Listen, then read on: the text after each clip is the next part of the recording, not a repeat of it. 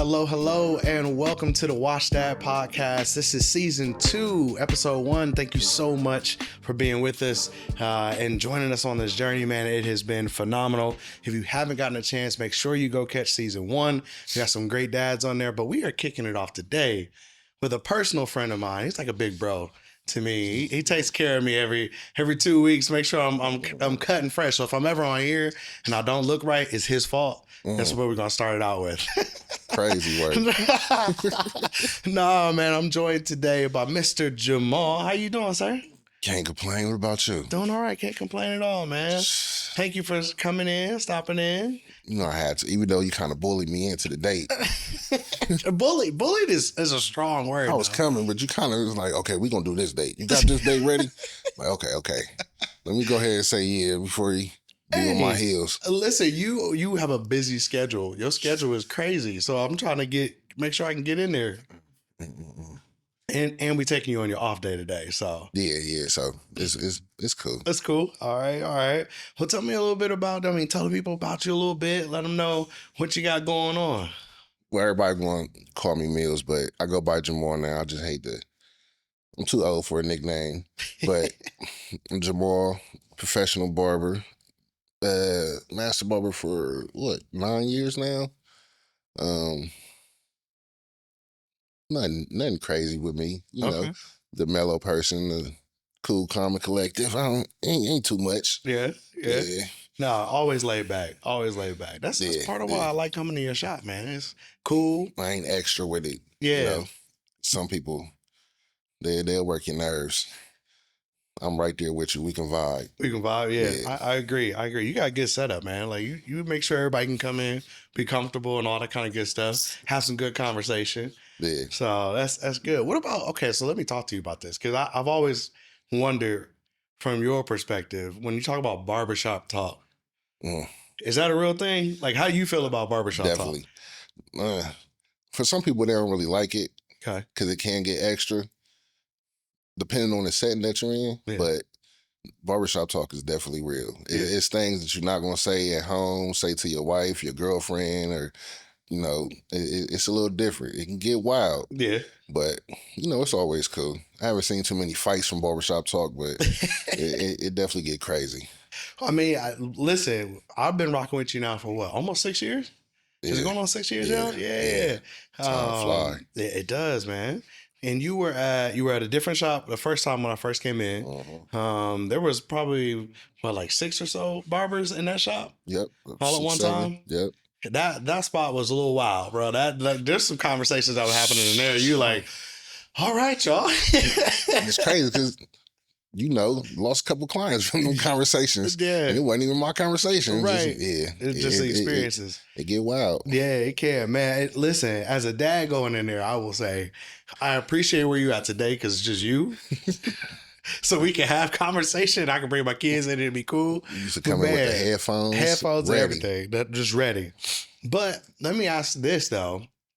How many conversations do you think you've had in those spaces where folks have had to let go, like dads specifically, have they had to let go, let it out? Do you feel like a therapist at times? Definitely. When I was in the other shop, it wasn't too many. Like certain people would talk, but they wouldn't really open up as much because everybody's in your conversation. It's not just y'all two. But now I done had dads cry in the shop, all kind of stuff. Like it get rough because you kind of put that weight on your shoulders too, especially if you are a dad. And you understand what they're going through. You can feel what they're going through. It get rough, but it's hard trying to tell somebody like how you should react to certain things or how you can fix this and all that when you really don't know their situation. They're telling you, but you don't really know. You can't really fully understand what they're going through. Yeah. And it's hard because a lot of dads are going through things mentally every single day, and it's messed up. Yeah. Nah, I get that, man. And I know a lot of folks talk about that relationship with your barber And honestly, going in and having those conversations, lack of judgment, right? You're like, hey, I can just kind of be free, say what I need Yep. to say. Safe space, right? Like Yeah. that's a really cool thing. And your idea, do you think we as dads do enough of that? Do you think we have enough spaces for that? No. And I think that's the problem. We don't have that outlet. Yeah. I think I don't know if we were taught that. I can't remember somebody telling me you supposed to hold it in or suck it up or nothing like that, but we just feel like we can deal with it on our own. We don't need to talk to nobody about it. We don't need to. If I tell you my problems, you can't fix it. So what's the point of telling you? But I think it's something about the barbershop setting where you do feel free. Yeah. So you just open up completely, and it does. It's like something is lifted off of you because you actually got this off your chest. Yeah. So it helps, but we need more of that. Yeah. Versus you just coming every 2 weeks and you able to talk to me. You should be able to have an outlet every day or every other day. Yeah. We definitely need more of that because that'll fix a lot of problems. Yeah, no, I agree. I agree. Do you yourself have a space that you feel comfortable like that? Do you have a space that you normally like give that out? Because I'm thinking about you, right? You have four beautiful kids, and they beautiful. Hey, they I'm gonna do my part of beautiful. You deal with the normal. But when you think about your kids, right, and you think about that conversation of like letting it out for yourself, do you have that spot? Like, what's your safe space? I'm lucky because I have my wife. Okay. I'm actually able to talk to my wife. A lot of men can't talk to their woman because they feel like it's gonna make me look soft or she's gonna judge me. Right. My wife known me since we were 3 years old. Her mom and my mom's best friends. So she knows my journey. She know what I've been through, and she's not looking at me any type of way because of what I tell her. She knows it's real out here for us. And with me having 4 kids by 4 different women, she's been around since 2014. Mm-hmm. She's seen my journey with my other kids' moms. Yeah. So she know that it's real. So she know I need an outlet. Even if she doesn't respond, I can just sit there and cuss, say whatever I gotta say, no response. She lets me do that. Yeah. Shout out to Desi. We appreciate you. Definitely. Holding it down for us. That's what's up, man. I mean, it's a challenge, and I mean, I heard you right. Like four kids, 4 different ladies. What does life look like in that scenario? Because as a dad, man, listen, I have my wife, and that's enough, right? Just making sure she's good. Look, she checked me every once in a while, like, where you at with my kids, right? Like, but for you, thinking about 4 ladies and 4 different kids, 4 different personalities. How does life roll for you, man? That's a lot. It's hard. It's very hard. This is why I always stress to like my nephews and little cousins. Be careful about who you have children with. Okay. Stop running around, just sticking into everything, thinking it's cool because you trying to get something. No, stop doing that. It's definitely it's a rough journey. Yeah. I'm at the end of the journey because my youngest of that 3 will be 18 this year. Okay. So I'm finally past it, but it's hard. Yeah. And it's not something I would tell anybody to try to put up with Fair. at all. Be careful. Okay. So yeah, that recommendation is something that's key, especially in today's day and age, right? Like social media, everybody's trying to prove something, trying to be, oh, I'm big bad, I did this, I got these girls. I'm hitting that. Yeah. Okay. Yeah. It's a lot to come along with that. It's some responsibility to go with that. For real. Yeah, nah, I get that, bro. I get that. So tell me a little bit about it, because I know for you personally, you also not only have 4 kids, but you spent some time incarcerated, right? And you had 3 at the time? Yep. Okay. How does life look like as a dad incarcerated with 3 different baby moms, essentially, at that time? I tell people all the time, prison is more mental than physical. Okay. Like people think you go to jail, you're gonna have to fight and all this. And yeah, you will, but you have to be more mentally strong, especially if you have things on the outside. Like when I went to jail, I only knew about 2 kids. And then once I got in there, I met my daughter, which is crazy. So, okay, now I'm in jail and I got 3 kids that I done basically abandoned because I'm running the streets. It get, I get emotional now talking about it just because I don't understand that. I don't understand how people just run around and not care about the lives that you affected. Yeah. And I was one of them people. Yeah. But I always say that I needed to go to prison because it helped me grow up. Gotcha. I went when I was 21, and I was 21 living like I was 15. Even though I knew I had 2 kids at the time, Mm-hmm. I was still living like a child. Yeah. I was in their life and all that, but I wasn't actually a parent. What I'm doing now, I wouldn't say I was a parent then. Yeah. But that's probably one of the hardest things I ever been through. Not just because I was in prison, but because of me not being able to be there for my kids. Yeah. Like my oldest son, his mom actually passed away while I was in prison. Oh wow. And that almost broke me down because it's like you gotta be strong in there. You can't show that emotion. Right. But the fact that I'm not able to be there for him through one of the roughest times he'll ever go through. Right.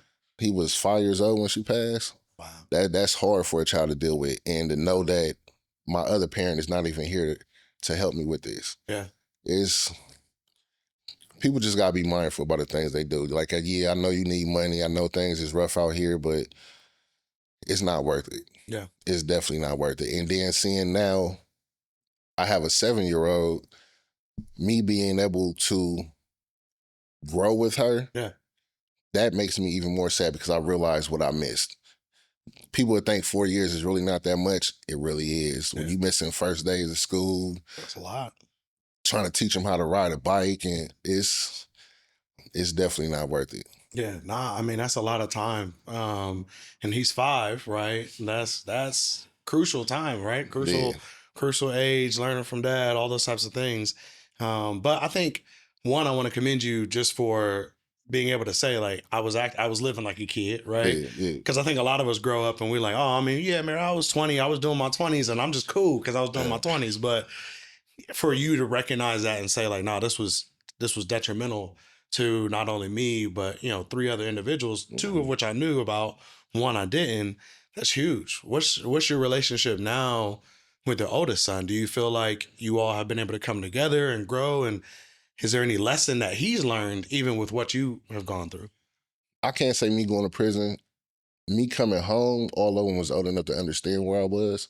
So I want to say it changed their path because they didn't do what I did. Even though my youngest son, he tried to jump out there and do something, but he got a dose of reality real quick. Yeah. But my oldest, that's everything to me. And it's not like I'm picking a favorite or nothing like that. It's just he definitely did what he was supposed to do. And my other 2 is getting on point with it. Yeah. But he's the one he's setting the example right now. And he works my nerves. Just like last night, he texted me, asked me for $65. I don't know why. But, it's Dad got it, right? Like dad got pulled out. That's what happens. That's the worst part of being a barber too. Your kids think you rich. I still got a Dad, lot you of bills. cutting everybody every day. Come on with it. Come on. Yeah, okay. But our relationships are strong though. Good. And I think me going to prison did change that because it made me go harder as a parent. Yeah. Because of what I missed and me not being there, like I felt like I had to step it up. I can't let this happen again. Yeah. So our relationships are, to me, perfect. Yeah. Yeah, we go through our ups and downs as parents and kids, but it's perfect to me. That's amazing. What would you say to that young kid that's out there right now that's 19, 20, hitting the streets, that may feel like, you know what, this is all I got, bro. Like I hear what you're saying. OG. I'm gonna call you OG because that's basically where you at this point. Just messing with you. But what would you say to him? Like he's 19, he's 20, he's 21. He feels like he has to be out on the street, bro. Like how does he make it if he watches his podcast? It's a little different now because I felt the same way, but I jumped in the streets to help my mom. It wasn't just like nowadays it's social media. So they want to be what they see on social media. Yeah. And I see that with a lot of kids nowadays. So a lot of these kids really don't have to be in the streets. Yeah. But they choose to do it because they think it's cool. Yeah. When we was out in the streets, it wasn't cool. We was doing it because we had to do it. Yeah. Now, if it is a kid out there that you are going through that and you are struggling, yeah, you have to reach out to somebody, even just your phone. It's so many resources now. Yeah. I really didn't have that growing up. All I had was maybe the Boys and Girls Club, but we didn't have programs in there. We didn't have after school programs to go to the schools I was in. It's so much out here now to where you don't have to be in the streets. You can find another outlet, and you need to really try to find that. Yeah. I know it may seem hard to do, but it's not. I feel like it's better for them now. Yeah. There's more options. Definitely more options. I mean, even here in the city, right? Like they talked about, I think last year they spent like $20 million on summer programs, right? And different things that they have going on. Might have to get one of those folks on here so we can talk about it a little bit. Yeah, definitely. I feel you on like having options and having more things. I wonder how much of what is shown to, our young people today, especially those that are in a situation where they're in fatherhood early, right? What's the example, right? And what's the example that's left? Obviously, you yourself, you can show where you've been and where you're headed, which is amazing. And your kids can also share that experience from their perspective. But I do wonder sometimes, like, what's the example that we have for people today? Like, what are the examples that we see? That's a good question because I don't know. I mean, you can look at people like us, and see like, okay, it's another way, and I can do this. But for most, I really don't think you have the example. Yeah. Because, I mean, like when I was growing up, my example was a street cat, so I kind of followed that. Mm-hmm. My dad was in and out of prison my whole life, so to the point to where I did time with my dad. Wow. So we really don't have too many positive examples in our lives, but I feel like you can find one. Okay. You just got to step out the box. That's fair. Because Columbus definitely got it. Especially when the thing happened when the white dudes went downtown, and then the next day it was like 50, 60 brothers down there. Yeah. We got it here. Right. And it's a lot of programs. And even if you don't know these I'm connected with a couple. I can definitely put you in contact with them. So it's out there. It's out there. What do you think we as fathers need to do more of to either put ourselves in a good space to be there for, or like what are your thoughts? Like if I'm a dad, well, I am a dad, right? Like how can I be available for somebody in your mind? I really don't know for real. That's something I would have to think on. Only because my example may not work for you. Fair. Like I could tell you with me, I made sure I did everything possible to stay out of jail, made sure I did everything possible to stay positive, listen to my kids. That was one of the hardest things, like actually listening, not just letting them talk and then, okay, but you gonna do it this way, you gonna do it that way. Like really understanding what they saying. I didn't have that. Especially with my mom, black mom back then, boy, you got me. You about to be knocked out. Yeah. So I would say we got to listen more for real. And if we listen more, we can actually understand a lot of things that these kids are going through because they're going through things that I never imagined growing up. True. Like the cyberbullying and school shootings, and like just imagine what that does to a child's mind to know that they can go to school and die today. Yeah. Not because they doing something bad, they just trying to go to school and they lose their life. Right.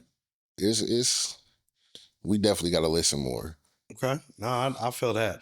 Listening is definitely important. Some of us, I think, find that thought process along the like gentle parenting space and all that kind of stuff. But you can still have correction within. We just gotta stop being so rough. We definitely gotta stop being so rough. Yeah. I was making that mistake first, especially getting out of prison. You got this certain mentality where you want your boys to be tough. Mm-hmm. And even with my daughter, I wanted her to be tough because I know this world is tough. Yeah. But we do have to be a little bit more gentle. Yeah. That's fair. That's fair. Gotta take the soft, but take also just the understanding. Yeah, Ultimately, is what we're looking for, right? definitely. Got you, got you. No, I heard something in, and I want to tap into it just a little bit. You said you were serving time with your dad at one point. Yeah, yeah. How, for you, like when you look at it as a son, how did that affect or impact your relationship or the thoughts that you would have in the relationship with your dad? It's wild because that's the most time I ever spent with my dad. My Okay. dad was, like I said, in and out of jail my whole life. I actually became a barber from watching him because he's a barber. Okay. But me growing up being in the barbershop, my dad was still in the street. So I didn't see no money in being a barber. Okay. Like my dad still hustling. So I kind of follow his path like to a T to where, okay, we both barbers. We was both in the streets, both did time in prison. Like I'm the most like my dad than any of my siblings. Okay. But that changed a lot. Like no matter what I went through in prison, that was the biggest thing is because I didn't want that to happen with my kids. Yeah. Who would want to do time with their dad? Like you sitting on the yard kicking it with your dad, Right. and in jail, people look at that like it's a badge of honor. Like, oh yeah, they bout that. No, bro, that's stupid. Right. That's the dumbest mentality you can have. Like, it, in there, it made our relationship better because I got to understand who he was as a person and actually spend time with him. Yeah. Outside, is we don't have a relationship no more. Only Mm. because like my brand, Crispy Edges, we came up with that name. Our whole plan was to come out, start a barbershop, do a Really? father-son thing. I came out, I was BSing a little bit, took me some time, but I finally went to barber school, did what I said I was going to do. Yeah. When he got out, he was out less than a year, ended up catching a body and going back to jail. Wow. So he didn't change at all. Yeah. So there's no relationship, but that made me look at it like I want to make sure that I have a better relationship with my kids. Yeah. Cause that hurts to know who your father is, see him around, but really not grow up with him. Yeah. And the only time you really spend with him is in jail. You don't want that for your kids. Yeah. Because that's not really spending time. I mean, when we really break it down, that's not even It's spending really time. not spending time. Because you separated. And it's crazy you got to say it like that. Like that's the Yeah. only time we spent. But it's sad. Yeah. Good. Well, the good part about it is through that struggle, right? Because I know this is something that you live by. Through that struggle came a lot of success. I mean, Most definitely. I look at you today, bro. I mean, if you walked into your shop today and really just kind of look at what you have going on, I would never know right off the struggle that you've been through, right? Yeah. And things that you've dealt with. So to me, it's amazing to just be able to say, look at you today, all the success that you have, all the things that you have taught your children, right? Like, I mean, I think about your youngest son, right? I met him because he was at the barbershop watching you go through it. You were having him work, you having him do all the, clean up the hair here, doing all the kind of stuff. And now always want to be a barber. And now he wants to be a barber. See, like it's going, man. And you're showing him the opposite side, but also shout out to you because it's something that for me, that's a real connect is you just shared about the most time you spent with your dad was in a penitentiary, right? Locked up. Where your youngest son, the most time that, at least for me in my experience, that he's probably spent with you is doing the thing that you achieved that you said you were going to do. Yeah. Outside of home, he was with you, right? Like every day I would come in, he's there. He's sitting there, you ready to do whatever. You definitely knocking him around every once in a while when he ain't paying attention or you like, hey, get up and let's go. The majority of the time he in there because he in trouble in school. Because he in trouble or something. But he's seeing dad do what dad said he was going to do. Right. And that's pretty phenomenal. I mean, a lot of us strive to do that, right? As fathers, is to show our young kids like, hey, this is what dad wants to do, and dad is actually doing it is amazing, right? To see that come to fruition. So kudos to you, bro. And like shout out to you for just doing what you said you were gonna do. And I'm learning a lot. I've known you, but like, shoot, this is awesome to just hear the success pieces of that. You got to be that way because you have to lead by example. Yeah. That's one thing I realized. I will always beat into my kids' head what I want them to do, what I want them to be. Like, if you say you want to do this, I want you to be that. I want you to actually set your goals and make the steps towards getting them. Yeah. These kids don't listen. Yeah. Same way when I was a kid. I didn't listen. I heard you, but I really didn't listen. So if you lead by example, they'll actually follow it. Yeah. Whether they follow in your footsteps, like my oldest son, play football, that's what he want to do. My youngest son, his example was he see dad, he in the barbershop every day, he want to cut hair. Yeah. I couldn't have told them, okay, if you want to do this, you need to do it, or do this or do that. They wouldn't have listened. Right. So I definitely had to lead by example, and that it made a difference. Yeah. That's amazing. That's awesome. What's the thing that you hope to leave for your kids if everything goes away? What's the one thing you want them to walk away with? Life is not easy. Everybody know my slogan, without a struggle, there's no success. You have to go through something to accomplish something. Meaning, don't think it's an easy path, especially with us. And I hate to be the one to pull the race car, but a black man, Mm-hmm. a black woman, Mm-hmm. we're going to go through some different things than another race will. Don't let that bring you down. Don't let that deter you from your actual goal. Right. You have to succeed in life. But remember, you have to go through something to get that success. Yeah. And once you get it, you'll love it more. Yeah. Because the things I've been through in life make me love where I am. I couldn't really appreciate this if I didn't go through nothing. It's true. I don't know. That's how I look at it. No, I agree with you. I agree with you on that. There's so many that get handed a lot of stuff, and then you have that you find they end up struggling because they don't really value what they have and where they're at. So I definitely feel you on that. So your barbershop world today, you have your own spot, right? Yeah. It's just you in there. One thing that I've always admired is like you set up a scenery and a setup for conversation to better and improve yourself, right? Better yourself, better whoever's coming in. I know there's a lot of podcasts that we like to play. We're gonna have to get to watch dads on the TV. But I know you play a lot of podcasts and a lot of things like that. But what do you hope when a dad or a male just in general comes in, takes away from the experience of having not only a great haircut, but takes away from the experience of being in your presence and what you do, sharing with them the struggles to success that you have? What's your desired takeaway for them? First of all, when you come in, I just want you to be free. I want you to feel safe. I want you to feel secure. I don't want you thinking you got to be in here tensed up, and you need that environment to feel like that. And since we are kind of like therapists, people will tell you their deep, darkest secrets in the barbershop. Yeah. And especially in my setting, since it's just us, it's a one-on-one, you're going to open up a lot more. I want you to feel free to do that. And when you leave, I want you to feel like you actually got something from it. Yeah.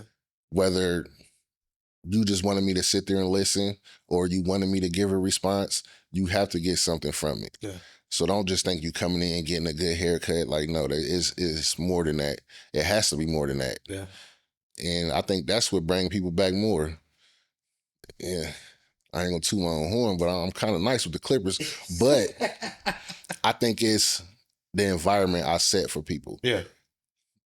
Fair. That's fair. Environment is a lot. And that safety and security, I think, as dads, as fathers, as men in general, we need that. And we talked about that a moment ago, but like we need that to feel like, hey, we're getting somewhere, we're doing what we need to do.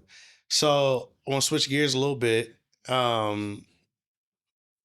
Imagine for a moment you were talking to pre-kid Jamaal. What's something that you would tell him in preparation? Not, I mean, maybe you want to change life, maybe you don't, right? Because without the struggle, right, the success piece. But what would you tell him? What would you share with him as he's getting ready to go into fatherhood? What would you give as advice?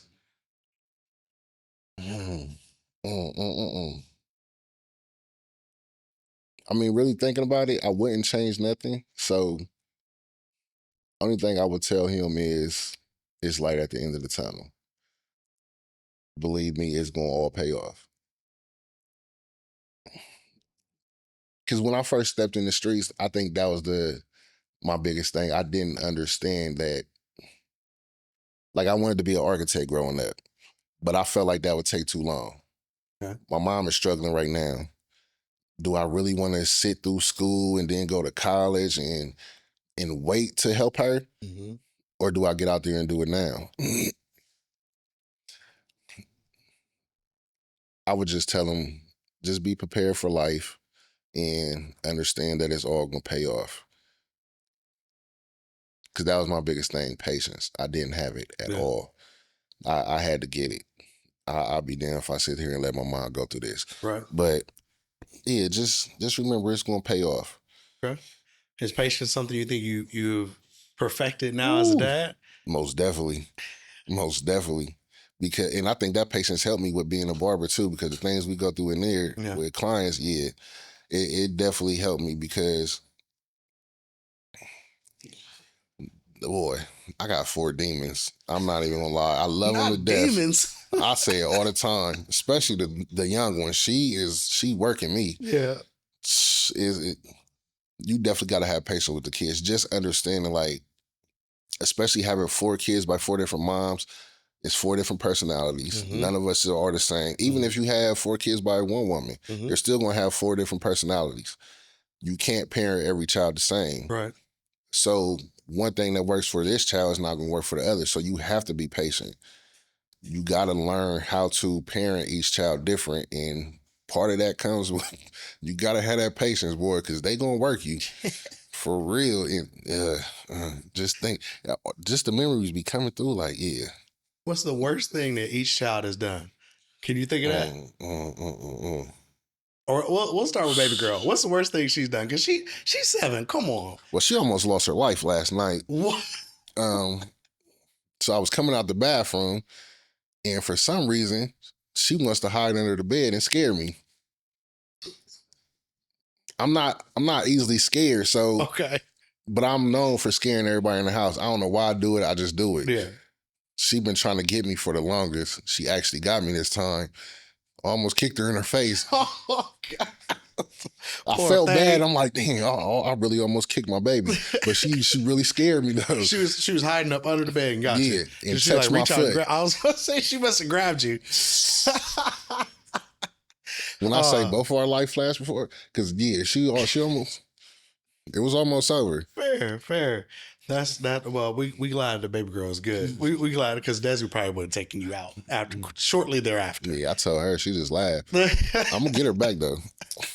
It's war now. Fair. So I know for you, just kind of switching gears a little bit. I know for you, nostalgia is a big thing, right? What's something that back in the day you wish was here today that's not here anymore? Something that you enjoyed, that you love, that now you don't either get the chance to do or get, maybe have the time to do with all that you're doing with barbering. I don't know. I think maybe what you picked back up, skating. Okay. I definitely gotta get back into that. Okay. You definitely got me on one like, I should get back out there. Come on out there, man. Hey, listen, that rink is friend to everybody. I need it. I need it. That's my favorite pastime for real. Besides things like, and it's gonna sound weird to younger kids, but just riding the Coda bus. I don't know what it is. Really? When I was a kid, the Coda bus was like the party. Catch the Coda to the city center, sitting there kicking it. You don't even got no money. You just walking through the city center, like stuff like that. Just actually being able to be a kid and enjoy life. Yeah. Because it is, I understand we're adults and, we got a lot of things we got to deal with and do. I'm just now getting to the point where I'm enjoying life more, where I'm traveling now. Okay. And that's the biggest thing. I just miss being free. Yeah. But I love it though. It's good. That fatherhood responsibility, man, it lock you down. You can't be just taking random trips on Coda no more. You got stuff to do. Man, I didn't even want to take the Coda. I was gonna teach my son how to ride it. He had to do it himself. So you left him out there doing it by himself? I dropped him off at the bus stop, sat there, let him get on. They got the Coda app now, so it's kind of easy. They ain't got the pamphlets and stuff like we had. Yeah, we had them little cards back in the day. You had to get your little transfer card out, throw your little 10 cent in there. It was definitely different. Yeah. But I just followed the bus and I told him to get off after 5 stops. Yeah. So he had to learn on his own. What was his experience? How did he love it now? He catch the bus everywhere. Yeah. He don't even want a car. 5 stops wasn't that far though, man. I was like, what? For your first time, that's enough for him. You know, these kids are Man. sheltered for real. Yeah, that's for sure. Shoot, I used to ride the bus from Brittany Hills to downtown back in the day. And my mom about had a heart attack after a while, but that was where it was at. That was a fun trip. Yeah, man. That was Things long. we've seen on the bus. Woo! we learned a lot. We learned a lot Definitely. real fast. Definitely. Oh man. Well, listen, dude, I appreciate you coming on. Appreciate you Appreciate sharing you for having me. Hey, Bully. absolutely. Big bully. Who, me? Oh, listen, man. I'm just trying to help you to share love. That's it. That's all I want you to do. Nah, you you got know, a lot in there. You know, I had to do this. I definitely had to come. Ever since you told me about it, before you started, Yeah. like, yeah, it's a dope concept and I love it. Hey, I Because we appreciate need that. this. We definitely need this. I appreciate that. And the fact that you getting different people from all walks of life to where you can get different perspectives Yeah. is this is dope. Oh man. I love this for real. Thank you, man. I appreciate that. I appreciate you, bro. Like you have encouraged me throughout the last 6 years, bro. You've been all over the place with me. So, you were one of the first people when I got back to the city, that I met up with and started kicking it with and talking to and just sharing a lot of stuff back and forth. And I appreciate you. I appreciate the safe space that we've always had. I appreciate you, most definitely. Listen, that fatherhood, I started out when I first got back, she was a baby. She was back in the NICU days. So I know you heard a lot of them stories I was Seeing telling her her now, going that through that. is crazy. Yeah, man. So And you got a little man too. Yeah. it's growing. You've I been think there he through all coming of it. around though. I think he starting to like me a little bit. Yeah. Well, I mean, you are his barber. Because that so. stare he used to do, boy. By the way, I need to set up an appointment for him, so we got to get that going. But no, bro, I appreciate you coming in and being here with us, bro. So we'll hit it up. We'll get you on here again for sure and share a little bit. I know you got some people out there that talk to you about coming on here, so I'm excited to see what they tell you. Yeah, we got some. We definitely got some people that need to come through too. Fair. For sure. We'll get them on here. Well, listen, I appreciate y'all for joining in for episode 1 of season 2 of Wash Dad's podcast. This is where we just come and have a conversation. We talk about a little bit of everything, talk about life, make sure that we share, but most importantly, for you to understand that you're not by yourself. We as dads have a lot of us out here together. We're going through it together. Even if we're distanced and miles apart, there are other people that have an experience similar to yours. So keep checking us out. Keep coming through. I appreciate y'all. We'll see you the next time.